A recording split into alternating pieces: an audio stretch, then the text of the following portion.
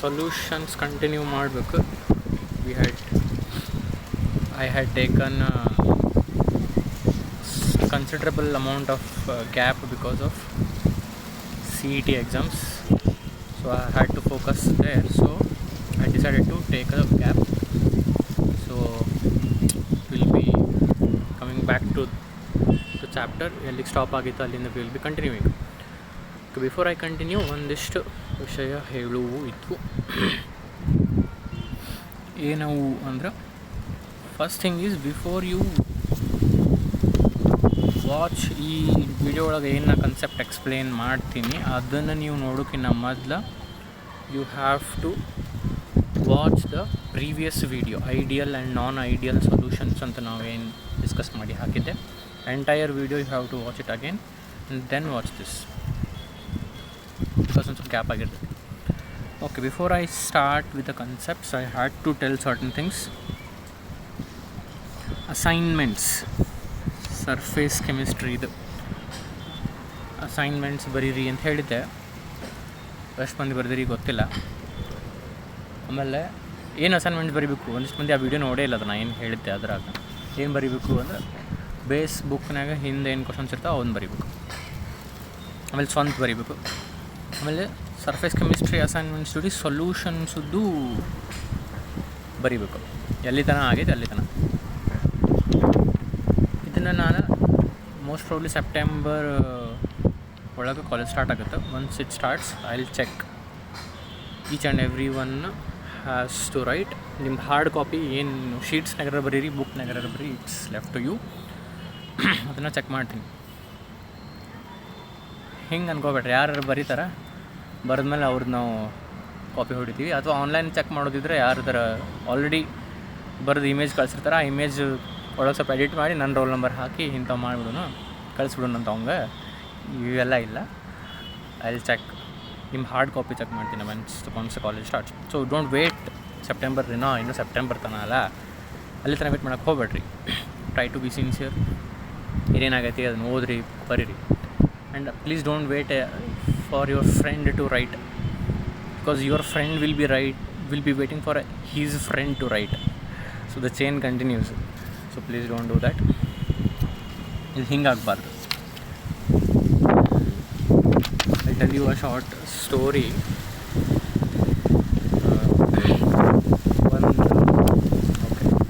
ಭಾಳ ಒಂದು ಊರಾಗ, ಒಂದು ಹಳ್ಳಿ ಒಳಗೆ people were fed up, because ಏನೊಂದು ಆಗತ್ತಿದ್ವು ಹಳ್ಳಿ ಒಳಗೆ.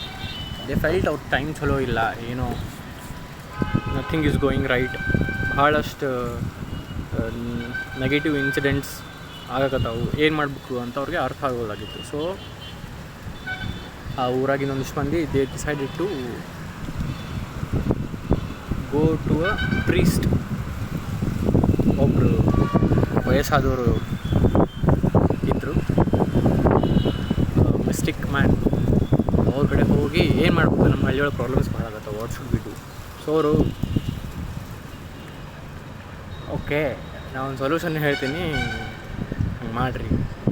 ಈಗ ಬರೋ ಫುಲ್ ಮೂನ್ ಡೇ ಅಲ್ಲ, ನ್ಯೂ ಮೂನ್ ಡೇ ದಿವಸ, ಅಮಾವಾಸ್ಯೆ ದಿವಸ ಎಲ್ಲರೂ ನಿಮ್ಮ ಹಳ್ಳಿ ಒಳಗೆ ಎಷ್ಟು ಮನೆ ಇದಾವೆ, ಪ್ರತಿ ಮನೆಯಿಂದ ಒಬ್ಬರ ಅಟ್ಲೀಸ್ಟ್ ಏನು ಮಾಡಬೇಕು, ಅಲ್ಲೊಂದು ಬಾವಿ, ವೆಲ್, ಅಲ್ಲಿ ಹೋಗ್ಬೇಕು. ಹೋಗಿ 1 ಗ್ಲಾಸ್ ಆಫ್ ಮಿಲ್ಕ್ ಹಾಕಬೇಕು on the new Moon day, ಅಮಾವಾಸ್ಯೆ ದಿವಸ ರಾತ್ರಿ. ಹೋಗಿ ಪ್ರತಿಯೊಬ್ಬರು, ಅಂದರೆ ಪ್ರತಿಯೊಬ್ಬರು ಇನ್ ದ ಸೆನ್ಸ್ ಒಂದು ಮನೆಯಿಂದ ಅಟ್ಲೀಸ್ಟ್ ಒಬ್ಬರು, they should go with a glass of milk and pour it in the well, ಬಾವಿ ಒಳಗೆ ಹಾಕಬೇಕು ಅಂತ ಹೇಳಿದ್ರು.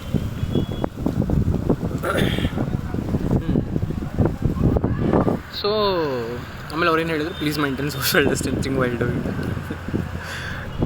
ಒಂದು 4-5-6 ಫೀಟ್ ಡಿಸ್ಟೆನ್ಸರ ಮೈಂಟೈನ್ ಮಾಡಿರಿ. ಒಬ್ರು ಹಾಕಿ ಹೋದ್ಮೇಲೆ ಇನ್ನೊಬ್ರು ಹೋಗಿ ಹಾಕ್ರಿ, ಹಿಂಗೆ ಮಾಡಿರಿ, ಹೋಗ್ರಿ ರಾತ್ರಿ. And it will B pitch dark because ಅದು ನ್ಯೂ ಮೂನ್ ಡೇ, ಅಮಾವಾಸ್ಯೆ. ಹಿಂಗೆ ಮಾಡ್ರಿ, ಮುಂದೆ ಒಂದಿಷ್ಟು ಸೊಲ್ಯೂಷನ್ಸ್ ಮಾಡೋಣ ಅಂತ, let us start with this ಅಂತಂದ್ರೆ ಅವರು. So they all agreed and they were like, okay will do this. So that new Moon day came and everyone, at least one person from each home, went with a glass of milk and poured into the well. And the next day morning, our priest, he came there along with one head of the village. Bandu, they just peeked into the well, nodidru, and the well was full of water.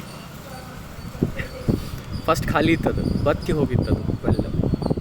Full of water in the sense ಒಂದು droplet milk ಇದ್ದಿದ್ದಿಲ್ಲ.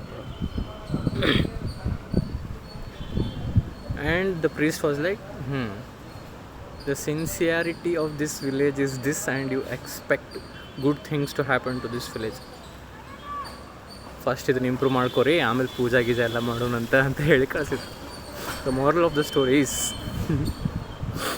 Don't wait for your friend to write the assignment and then copy. ಅಲ್ಲೇನಾಯ್ತು maybe you would have understood. ಎಲ್ಲರೂ ಹಾಲು ಹಾಕಿರ್ತಾರೆ, ನಾವೊಬ್ಬ ನೀರು ಹಾಕಿದ್ರೆ ಹಾಲಿನಾಗ ಸ್ವಲ್ಪ ನೀರು ಹಾಕ್ತದೆ, ಯಾರಿಗೆ ಗೊತ್ತಾಗ್ಬೇಕು? ಹಾಲು ಕಣ್ಣ ಕಾಣ್ತೈತೆ, ನಾವೊಬ್ಬ ನೀರು ಹಾಕಿದ್ರೆ ಯಾರಿಗೆ ಗೊತ್ತಾಗ್ಬೇಕು? So everyone thought like that, and everyone poured a glass of water instead of milk, because milk is costly, water is free. So ನಾವೊಬ್ಬ ವೇಟ್ ಮಾಡ್ತೀನಿ, ಎಲ್ಲರೂ ಬರ್ದಿರ್ತಾರೆ, ಲಾಸ್ಟಿಗೆ ನಾವೊಬ್ಬ ಬರಿತೀನಿ, ಬ್ಯಾಡ ಈಗೆಲ್ಲರೂ ಬರೀ.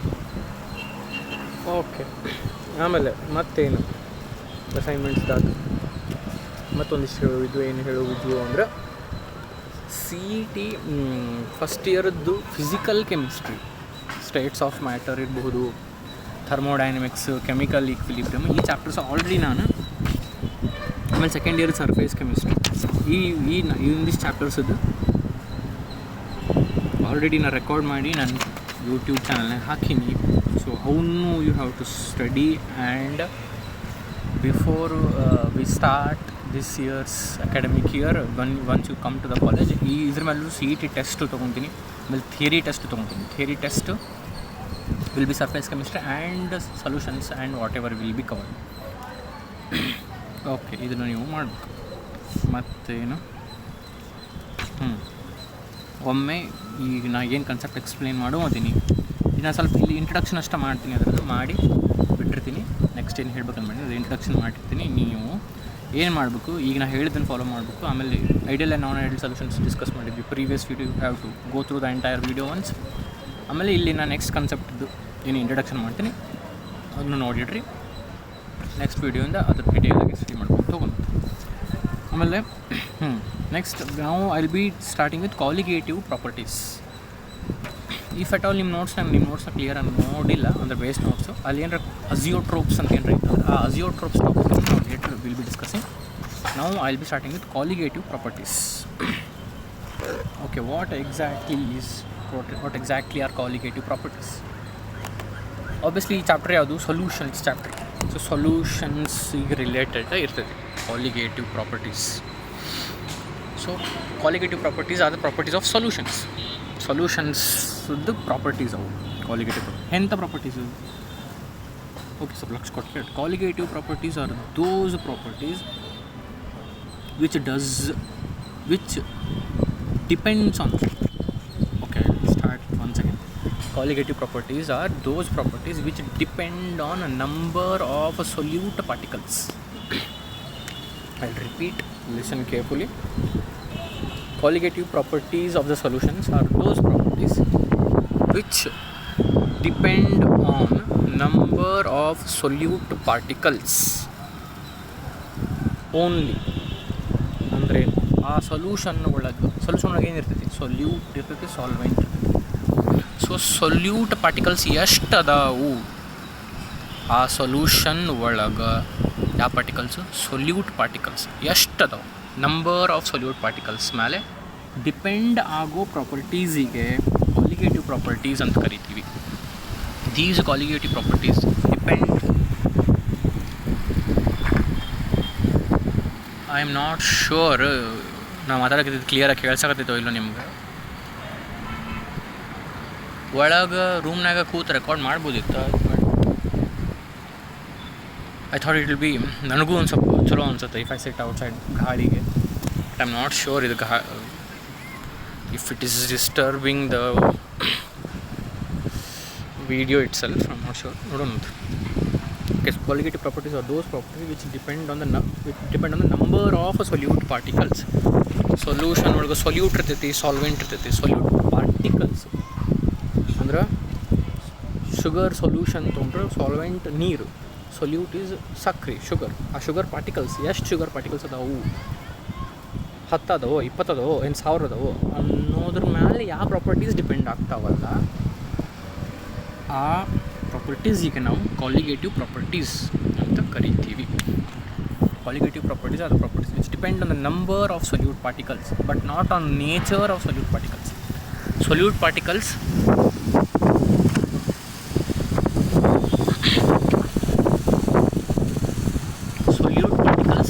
ಎಷ್ಟು ಅದಾವು ಅನ್ನೋದ್ರ ಮೇಲೆ ಡಿಪೆಂಡ್ ಆಗುತ್ತೆ. ಅವು ಹೆಂಗೆ ಅದಾವು ಅನ್ನೋದ್ರ ಮೇಲೆ ಡಿಪೆಂಡ್ ಆಗಂಗಿಲ್ಲ. ಅಂದ್ರೆ they qualitative properties do not depend on nature of the solute particles, they depend on the number of solute particles. ಅಂದರೆ solute particles ಸೈಜ್ ಏನು, ಅದರದ್ದು ಮಾಸ್ ಏನು, ಅದರ ಚಾರ್ಜ್ ಏನು, ಇದ್ರ ಮೇಲೆ ಡಿಪೆಂಡ್ ಆಗಂಗಿಲ್ಲ. ಅಂದರೆ solute particles ದೊಡ್ಡ ಹೋದವೋ ಸಣ್ಣ ಹೋದವೋ ಅಥವಾ ಅದ್ರ ಮೇಲೆ ಪಾಸಿಟಿವ್ ಚಾರ್ಜೋ ನೆಗೆಟಿವ್ ಚಾರ್ಜೋ, ಅವು ವಜ್ಜ ಅದಾವೋ ಏನು ವಜ್ಜ ಇಲ್ಲೋ ಅನ್ನೋದ್ರ ಮೇಲೆ ಕ್ವಾಲಿಟೇಟಿವ್ ಪ್ರಾಪರ್ಟೀಸ್ ಡಿಪೆಂಡ್ ಆಗಂಗಿಲ್ಲ. ಅವು ಎಷ್ಟು 10 ಅದಾವೋ 20 ಅದಾವೋ 1000 ಅದಾವೋ 1,00,000 ಅದಾವೋ 1 ಮೋಲ್ ಅದಾವೋ 2 ಮೋಲ್ ಅದಾವೋ, quantity the number of solute particles ಮೇಲೆ ಡಿಪೆಂಡ್ ಆಗೋ ಪ್ರಾಪರ್ಟೀಸ್ಗೆ ಕ್ವಾಲಿಟೇಟಿವ್ ಪ್ರಾಪರ್ಟೀಸ್ ಅಂತ ಕರಿತೀವಿ. Okay, there are 4 qualitative properties. ಯಾವ್ಯಾವು ಅಂದರೆ ಅವು ಪ್ರಾಪರ್ಟೀಸ್ ಅಂದ್ರೆ ಏನು, they depend on number of solute particles ಅಂತ ಅಂದ್ವಿ. ಅಂಥವು 4 ಅದಾವೆ. ಯಾವ್ಯಾವು? ಒಂದನೇದು relative lowering of vapour pressure, ಎರಡನೇದು ಎಲಿವೇಷನ್ ಇನ್ ಬಾಯ್ಲಿಂಗ್ ಪಾಯಿಂಟ್, ಮೂರನೇದು ಡಿಪ್ರೆಷನ್ ಇನ್ ಫ್ರೀಸಿಂಗ್ ಪಾಯಿಂಟ್, ನಾಲ್ಕನೇದು osmotic pressure. These are the 4 colligative properties. ಯಾವ್ಯಾವು? Relative lowering of vapour pressure,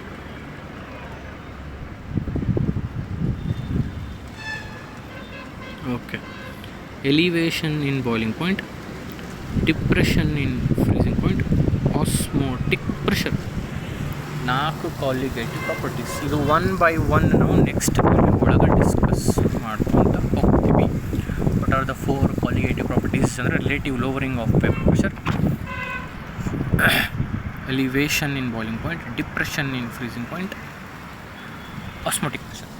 ಇವು 4 1 by 1 ನೆಕ್ಸ್ಟ್ ವಿಡಿಯೋ ಡಿಸ್ಕಸ್ ಮಾಡ್ತೀವಿ. ಈ ವಿಡಿಯೋ ಒಳಗೆ ಇನ್ನು ಸ್ವಲ್ಪ ಇಂಟ್ರಡಕ್ಷನ್ ಬಗ್ಗೆ ಇನ್ನು ಸ್ವಲ್ಪ ಮಾತಾಡೋದಕ್ಕೆ ಏನು, this video is basically for some of students and introduction to qualitative properties. So qualitative properties ಬಗ್ಗೆ ಇನ್ನೂ ಸ್ವಲ್ಪ ನಿಮಗೆ ಹೇಳೋದಕ್ಕೆ. Okay, what exactly are qualitative properties? Okay, qualitative properties are the properties which depend on number of solute particles but not on nature of solute particles. ಗೊತ್ತು, but ಇನ್ನು ಸ್ವಲ್ಪ ಇದ್ರ ಬಗ್ಗೆ ತಿಳ್ಕೊಳ್ಳೋಕೆ ಒಂದು ಎಕ್ಸಾಂಪಲ್ ತೊಗೊತೀನಿ ನಾನು. ಏನು ಎಕ್ಸಾಂಪಲ್? ಓಕೆ, ಇಲ್ಲಿ ನಾನು 2 ಸೊಲ್ಯೂಷನ್ ತೊಗೊಂಡಿನಿ ರೀ. ಇದು 1 m ಗ್ಲೂಕೋಸ್ ಸೊಲ್ಯೂಷನ್, ಇದು 1 m urea solution. Glucose formula C6H12O6, urea NH2CO NH2. 1 m glucose solution, 1 m urea solution. 1 m ಅಂದರೆ ಏನು? ಮೊಲ್ಯಾರಿಟಿ ಇದು. ಓಕೆ, ಭಾಳ ಬರತ್ತೆ. It might start raining also. Okay, ಇರಲಿ. 1 m ಗ್ಲೂಕೋಸ್ ಸೊಲ್ಯೂಷನ್ C6H12O6 ಅಂದರೆ ಏನು? 1 m ಅಂದರೆ 1 ಮೋಲಾರ್, ಅಂದರೆ 1 mole of solute in 1 litre of solution. What is molarity? Number of moles of solute divided by volume of solution in litres. Number of moles of solute in volume of solution in litres, ಇದು molarity. So 1 m glucose solution ಅಂದಿನಿ ಅಂದರೆ ನಾನು ಹಿಂಗೆ ಅನ್ಬೋದು 1 mole of solute in 1 litre of solution. Okay, so 1 mole of solute. In 1 litre of solution. So ಇದು ಹಂಗೆ 1 mole in 1 litre of solution. 2 solution, 1 m glucose solution, 1 m urea solution. ಎರಡದ್ದು concentration same ಐತಿ, ಎರಡದ್ದು capacity same ಐತಿ. ಇದು 1 litre, ಇದು 1 litre. ಅಂದರೆ ಇದ್ರಾಗೂ 1 mole ಇರ್ತೈತಿ, ಇದ್ರಾಗೂ 1 ಮೋಲ್ ಇರ್ತೈತಿ. 1 ಮೋಲ್ ಸೊಲ್ಯೂಟ್ ಅಂದರೆ how many particles? First year ನಾವು ಕಲ್ತೀವಿ 6.023 × 10⁻23 ಪಾರ್ಟಿಕಲ್ಸ್, ಅಥವಾ 6.023 × 10⁻23 molecules of glucose in 1 litre of solution. ಇದ್ರಾಗೂ ಎಷ್ಟು? 6.023 × 10⁻23 molecules of urea in 1 litre of the solution. So ಇದ್ರಾಗೂ ಮಾಲಿಕ್ಯೂಲ್ಸ್ ಸೇಮ್, ಇದ್ರಾಗೂ ಮಾಲಿಕ್ಯೂಲ್ಸ್ ಸೇಮ್. ಇದ್ರಾಗ ಎಷ್ಟು ಗ್ಲೂಕೋಸ್ ಮಾಲಿಕ್ಯೂಲ್ಸ್ ಅದಾವು? 6.023 × 10⁻23 ಮಾಲಿಕ್ಯೂಲ್ಸ್. ಯೂರಿಯಾಗ ಎಷ್ಟು ಮಾಲಿಕ್ಯೂಲ್ಸ್ ಅದಾವು? 6.023 × 10⁻23 ಮಾಲಿಕ್ಯೂಲ್ಸ್. ಅಂದ್ರೆ ಗ್ಲೂಕೋಸ್ ಸೊಲ್ಯೂಷನ್ ಒಳಗೆ ಎಷ್ಟು ಸೊಲ್ಯೂಟ್ ಪಾರ್ಟಿಕಲ್ಸ್ ಅದಾವು, ಯೂರಿಯಾ ಸೊಲ್ಯೂಷನ್ ಒಳಗೆ ಅಷ್ಟು ಸೊಲ್ಯೂಟ್ ಪಾರ್ಟಿಕಲ್ಸ್ ಅದಾವೆ. ಅಂದ್ರೆ ಗ್ಲೂಕೋಸ್ ಸೊಲ್ಯೂಷನ್ ಒಳಗೆ 6.023 × 10⁻23 ಗ್ಲೂಕೋಸ್ ಮಾಲಿಕ್ಯೂಲ್ಸ್ ಇದ್ರೆ, ಯೂರಿಯಾ ಸೊಲ್ಯೂಷನ್ ಒಳಗೆ 6.023 × 10⁻23 ಯೂರಿಯಾ ಮಾಲಿಕ್ಯೂಲ್ಸ್ ಅದಾವೆ. ಅಂದರೆ ಏನು ಸೇಮ್ ಅದು? ಸೊಲ್ಯೂಟ್ ಪಾರ್ಟಿಕಲ್ಸ್ ಅದು. ಗ್ಲೂಕೋಸ್ ಸೊಲ್ಯೂಷನ್ ಒಳಗೆ glucose is solute, urea solution ಒಳಗೆ urea is solute. So solute particles same ಅದಾವೆ. Number of solute particles same ಅದಾವೆ.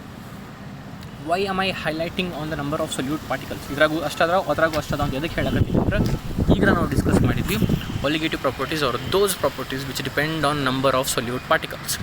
ಸೊ ಈ 4 ಕಾಲಿಗೇಟಿವ್ ಪ್ರಾಪರ್ಟೀಸ್ ಒಳಗೆ ಯಾವುದೋ ಒಂದು ನಾ ಕಾಲಿಗೇಟಿವ್ ಪ್ರಾಪರ್ಟಿ ತೊಗೊಂಡೆ ಅಂದರೆ ಯಾವ್ದಾರು ತೊಗೋಬೋದು. ಆ ಕಾಲಿಗೇಟಿವ್ ಪ್ರಾಪರ್ಟಿ ಇದ್ರಾಗ ಏನು ವ್ಯಾಲ್ಯೂ ಇರ್ತೈತಿ, ಸಾರಿ ಇದು ಹೆಂಗಿದು ನಂದು ಕ್ಯಾಮ್ರಾ ವರ್ಕ್, ಸಾರಿ. ಆ ಕಾಲಿಗೇಟಿವ್ ಪ್ರಾಪರ್ಟಿ ಈ ಸೊಲ್ಯೂಷನ್ ಒಳಗೆ ಏನು ವ್ಯಾಲ್ಯೂ ಇರ್ತೈತಿ, ಈ ಸೊಲ್ಯೂಷನ್ ಒಳಗೂ ಅಷ್ಟು ವ್ಯಾಲ್ಯೂ ಇರಬೇಕು. ಯಾಕಂದ್ರೆ ಇದ್ರಾಗ ಎಷ್ಟು ಸೊಲ್ಯೂಟ್ ಪಾರ್ಟಿಕಲ್ಸ್ ಅದಾವೆ? 6.023 × 10⁻23 ಮಾಲಿಕ್ಯೂಲ್ಸ್ ಅದು ಸೊಲ್ಯೂಟ್ ಪಾರ್ಟಿಕಲ್ಸ್. ಇದ್ರಾಗ ಎಷ್ಟು ಸೊಲ್ಯೂಟ್ ಪಾರ್ಟಿಕಲ್ಸ್ ಅದಾವೆ? ಇದ್ರಾಗೂ ಅಷ್ಟು ಸೊಲ್ಯೂಟ್ ಪಾರ್ಟಿಕಲ್ಸ್ ಅದಾವೆ. ಆ್ಯಂಡ್ ಭಾಳ ದೂರ ಅದು ಗಾಳಿ.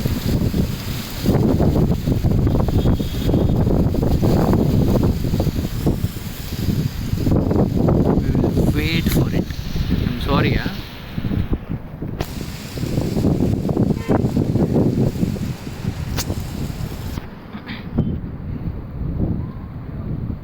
ಇದ್ರಾಗ ಎಷ್ಟು ಸೊಲ್ಯೂಟ್ ಪಾರ್ಟಿಕಲ್ಸ್ ಅದಾವೆ? ಇದ್ರಾಗೂ ಅಷ್ಟು ಸೊಲ್ಯೂಟ್ ಪಾರ್ಟಿಕಲ್ಸ್ ಅದಾವೆ. ಅಂದ್ರೆ ಯಾವುದ್ರ ಒಂದು ಕಾಲಿಗೇಟಿವ್ ಪ್ರಾಪರ್ಟಿ ವ್ಯಾಲ್ಯೂ ಇದ್ರಾಗ ಏನಿರ್ತೈತಿ, ಇದ್ರಾಗೂ ಅಷ್ಟೇ ಇರಬೇಕು. Because colligative properties depend on a number of solute particles. So osmotic pressure ಯಾಕೆ ತೊಗೊಂಡ್ರೆ ಇನ್ನೊಂದು 3 ತೊಗೋಬೋದಿತ್ತಲ್ಲ, ಯಾವ್ದಾರ ಒಂದು ತೊಗೊಳ್ಳೋಣ. ಸೊ 4 ಕಾಲಿಗೇಟಿವ್ ಪ್ರಾಪರ್ಟಿ ಆಗಲೇ ಹೇಳಿದೆ, ಅದರಾಗಿಂದ ಆಸ್ಮೋಟಿಕ್ ಪ್ರೆಷರ್. ಇದ್ರದ್ದು ಆಸ್ಮೋಟಿಕ್ ಪ್ರೆಷರ್, ಗ್ಲೂಕೋಸ್ದು ಆಸ್ಮೋಟಿಕ್ ಪ್ರೆಷರ್ 10 ಐತೆ ಅನ್ಕೋ, 10 ಯೂನಿಟ್ಸ್. ಹಂಗೆ ಯೂನಿಟ್ಸ್ ಅಂದರೆ ಏನ್ರಿ, ಬಾರೋ ಪಾಸ್ಕಲೋ ಏನೋ ಒಂದು ಅನ್ಕೋ. 10 ಇತ್ತಂದ್ರೆ ಇದ್ರದ್ದು 10 ಇರಬೇಕು. ಎದ್ರದ್ದು 1 m ಗ್ಲೂಕೋಸ್ ಸೊಲ್ಯೂಷನ್ನದು ಆಸ್ಮೋಟಿಕ್ ಪ್ರೆಷರ್ 10 ಇತ್ತಂದ್ರೆ 1 m ಯೂರಿಯಾ ಸೊಲ್ಯೂಷನ್ನದ್ದು ಆಸ್ಮೋಟಿಕ್ ಪ್ರೆಷರ್ 10 ಇರಬೇಕು. ಯಾಕಂದರೆ ಆಸ್ಮೋಟಿಕ್ ಪ್ರೆಷರ್ ಅನ್ನೋದು ಏನು? Colligative property. And colligative property depends on number of solute particles. And in both the solutions number of solute particles is same. ಇದ್ರಾಗ 6.023 × 10⁻23 molecules ಅದಾವು, ಇದ್ರಾಗೂ ಅಷ್ಟು molecules ಅದಾವು. So ಇದ್ರಾಗ ಏನು ಆಸ್ಮೋಟಿಕ್ ಪ್ರೆಷರ್ 10 ಇತ್ತು, ಇದ್ರಾಗೂ 10 ಇರಬೇಕು. ಸೊ ಹೋಪ್ಫುಲಿ ನಿಮಗೊಂದು ಐಡಿಯಾ ಬಂದಿರ್ತೈತಿ colligative property. So based on that ಇನ್ನೊಂದು 3ನೇ ಸೊಲ್ಯೂಷನ್ ತೊಗೊಂಡಿರಿ, 1 m NaCl solution. 1 m NaCl solution ಅಂದರೆ 1 mole of sodium chloride in 1 litre of solution. 1 mole of sodium chloride in 1 litre of solution. ಅಂದರೆ ಇದ್ರಾಗೂ ಎಷ್ಟು particles? 6.023 × 10⁻23 molecules. 6.023 × 10⁻23 sodium chloride molecules. ಅಂದರೆ ಇದ್ರಾಗೂ number of solute particles same, ಇದ್ರಾಗೂ number of solute particles same. ಅಂದರೆ ಇದ್ರಾಗೂ colligative property same ಇರಬೇಕು, 10 units. ಹೌದಿಲ್ಲ? ಹೌದು, ಇದ್ರಾಗೂ 10 ಇರಬೇಕಾಗಿತ್ತು, ಆದ್ರೆ ಇಲ್ಲ. ಮತ್ತು ಎಷ್ಟಪ್ಪ ಎದಕ್ಕಿಲ್ಲಪ್ಪ ಅಂತ ಕೇಳಿದ್ರೆ, ಇದು 10 ಅಲ್ಲ 20. ಎದಕ್ಕೆ ಡಬಲ್ ಮಾಡಿದೆ? ಇದ್ರಾಗ ಎಷ್ಟು ಸೊಲ್ಯೂಟ್ ಪಾರ್ಟಿಕಲ್ಸ್ ಅದಾವೆ, ಇದ್ರಾಗೂ ಅಷ್ಟು ಸೊಲ್ಯೂಟ್ ಪಾರ್ಟಿಕಲ್ಸ್ ಅದಾವೆ, ಇದ್ರಾಗೂ ಅಷ್ಟು ಸೊಲ್ಯೂಟ್ ಪಾರ್ಟಿಕಲ್ಸ್ ಅದಾವೆ. ಅಂದ್ರೆ ಆಸ್ಮೋಟಿಕ್ ಪ್ರೆಷರ್ ಇಲ್ಲಿ 10 ಇದ್ರೆ ಇಲ್ಲೇನೂ 10 ಇರಬೇಕಲ್ಲಪ್ಪ, ಯಾಕೆ 20 ಮಾಡಿದಿ ಅಂದ್ರೆ ನೀವು ವಿಚಾರ ಮಾಡಿರಿ. ಸೋಡಿಯಂ ಕ್ಲೋರೈಡನ್ನು ನೀರಾಗ ಹಾಕಿದ್ರೆ ಸೋಡಿಯಂ ಕ್ಲೋರೈಡ್ ಉಳಿಯಂಗಿಲ್ಲ, Na+Cl- ಆಗಿ ಸ್ಪ್ಲಿಟ್ ಆಗುತ್ತೆ. ಸ್ಪ್ಲಿಟ್ ಆದ್ರೆ ಏನಾದ್ರು ಗಾಳಿ ಭಾಳ ಆದರೂ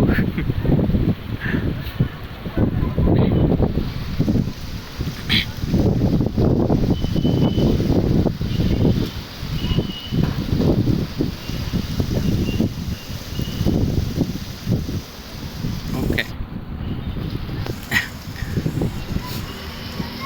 Maybe I should have done it in my room itself, but I thought it would be ನನಗೂ ಸ್ವಲ್ಪ ಚಲೋ ಅನ್ಸುತ್ತೆ. I am not sure how audible I am. ಇದೊಂದು ವಿಡಿಯೋ ಅಡ್ಜಸ್ಟ್ ಮಾಡ್ಕೊರಿ, ನೆಕ್ಸ್ಟ್ ಟೈಮ್ ಇಂಥವು ಮಾಡಂಗಿಲ್ಲ.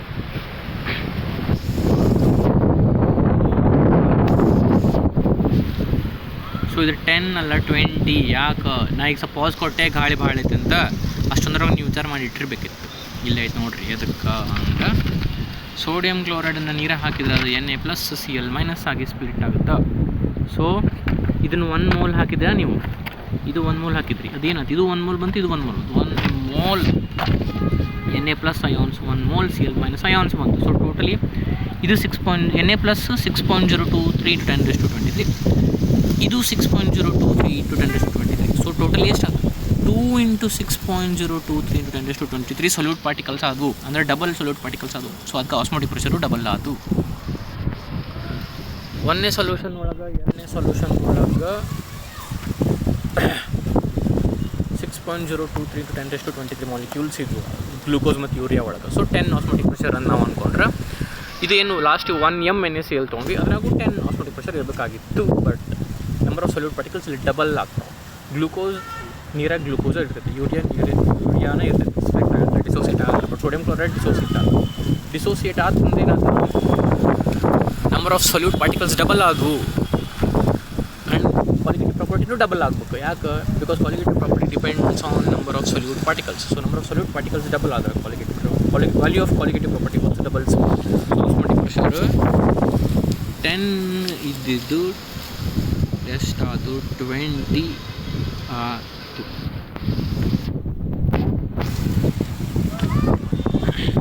Okay, this was introduction to colligative properties. Next video ಒಳಗೆ 1 by 1 relative lowering of vapour pressure,